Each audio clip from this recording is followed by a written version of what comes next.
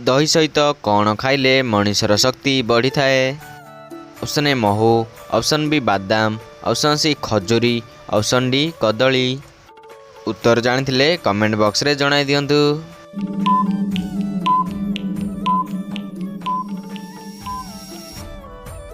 सो friends यार सठिक उत्तर देला ऑप्शन नंबर बी बादाम।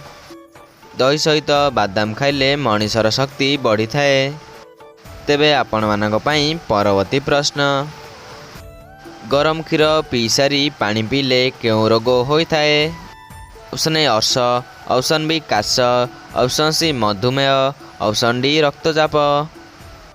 उत्तर जानिथिले कमेंट बॉक्स रे जणाई दियंतु।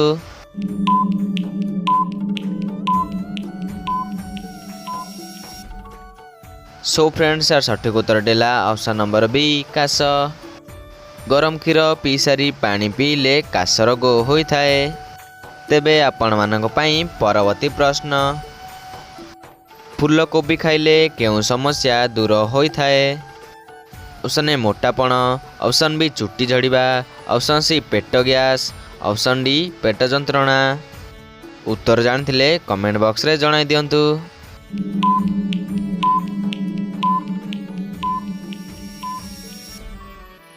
सो फ्रेंड्स यार सठिक उत्तर देला ऑप्शन नंबर बी चुट्टी झड़िबा।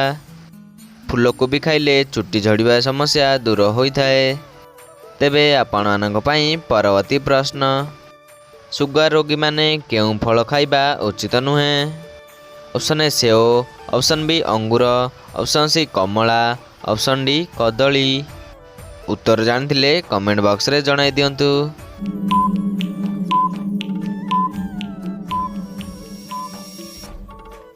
सो फ्रेंड्स यार सठिक उत्तर देला ऑप्शन नंबर डी कदली।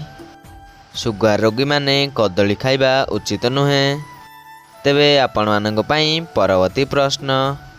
घी सहित कौन खाइले मनिषर दृष्टि शक्ति बढ़ी थाए।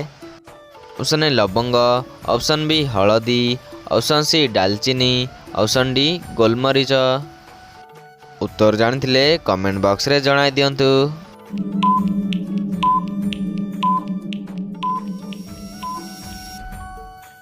सो फ्रेंड्स यार सठिक उत्तर देला ऑप्शन नंबर डी गोलमरीच।